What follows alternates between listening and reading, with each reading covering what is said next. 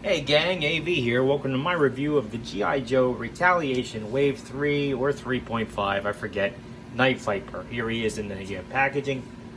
As you can see, he's a blister carded figure with the vast majority of his accessories visible there in the bubble. Product shot right there on the right hand side. On the back, some other product shots showing him with various levels of equipment stowed on him. While I actually have the package out, I will point out his unhelmeted head, which I may or may not be able to show off in this video, just because getting his helmet off of his head without removing the head is a little tricky, and I'm not sure I'm going to be able to do it on camera, quite frankly. Anyway, there are other figures that were also available around the same time as this guy. Up here it says, Night Vipers stalk their prey in the dead of night. They specialize in nighttime fighting and blend into the shadows until it's time to strike. They are high-tech night vision optics to see clearly in no light conditions, and they can hit their targets even in total darkness. So that's all I got to say about the packaging. Again, there's a look at his unhelmeted head right there in the bubble. Just to cover my bases, here is the figure himself. First and foremost, one weapon which he does not currently have stowed on him is this machete. It is unpainted, has a molded handle and blade. Not much to say about it. It's kind of cool to have. Next up, he's got this weapon right here, which looks pretty nice and fit in his hand nicely. As you can see, he's got his signature rifle here, which has some nice painted details. I will say that even though he has a trigger finger, the trigger guard is a little too narrow for him to actually fit his finger into, which is a little unfortunate. And because of that, getting him to actually hold this securely is a little tricky as well. So you're gonna wanna mess with it a little bit when you get him out of the packaging, just to get him to hold it right. Otherwise, nice looking rifle.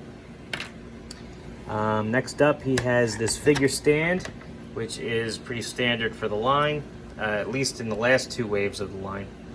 It's copyright 2009 Hasbro, but that's all that's really on here. No name of the figure or anything like that, just a single foot peg, shape of the dog tag. Better than nothing. On the back here, as you can see, he's got his shotgun stowed in this slot on his backpack, which is a nice touch. Some nice molding on there. Here's the backpack itself, which is all green plastic, has a painted green Cobra symbol right there on the top. Has these two knobs here, or pegs, I guess, I don't know. I'm not sure if there's meant to be part of the molded detail or meant to be used with an accessory. I can't seem to get them to work with anything in particular. If you know what they're there for, tell me. I don't. But as you can see, it does have that slot here, which fits the shotgun perfectly. And other than that, it's just hollow with the back peg. He also has this satchel, which is easily removable and very forgiving because of this very pliable plastic they use for the strap. It has nice molded detail for pouches there on the side. Even has some nice textured detail there on the back, and also has storage for his flashlight, which is pretty awesome. Very cool. He also has a sidearm, which fits into his web gear there.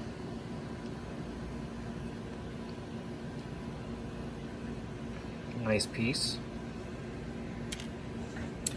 And last but not least, his helmet, which, like I said, I'm probably not going to be able to remove without taking his whole head off with it. I've tried numerous times, and it is possible, but I don't think I'll be able to do it on camera. And I don't want to waste your time trying either. So, needless to say, when it's on fully, you can see his eyeballs in there. Let me see if I can get the light up. You can see his eyeballs in there when you have his visor up. When his visor's down, obviously you have the little optic piece there on the front. It is removable, pegs right in. And the faceplate is also removable, just tabs into the helmet on either side. Put that back on there. And you can remove his web gear too. I'm not going to, because I did notice on my 50th anniversary version, the red and black version, that mine was warped a little bit. This sits really nicely and I don't want to mess with it. So anyhow, let's have a look at his details before I get into the articulation. He's got a painted patch there on his left shoulder. Cobra sigil right there. Just a black pocket there on the side. Some nice details picked out in black on the green figure. Really, really reminiscent of the original paint scheme for this character, and it's very nice. For his articulation, his head is on a ball joint. It'll do a full 360. Can look up slightly, down slightly. You can tilt from side to side, slight. And that is the head moving, not the helmet. Arms can do a full 360, not hindered by his vest at all. Can go up about this high, nothing at the bicep. Arms flatten out. Can bend almost 90 degrees, do a full 360 there at the elbow. Wrists, full 360. This particular hand, they bend in and out. On this hand, it bends up and down. This is to help him hold his weapons a little bit more accurately, assuming he's right-handed. He does have a torso joint right there, which gives a good range of motion.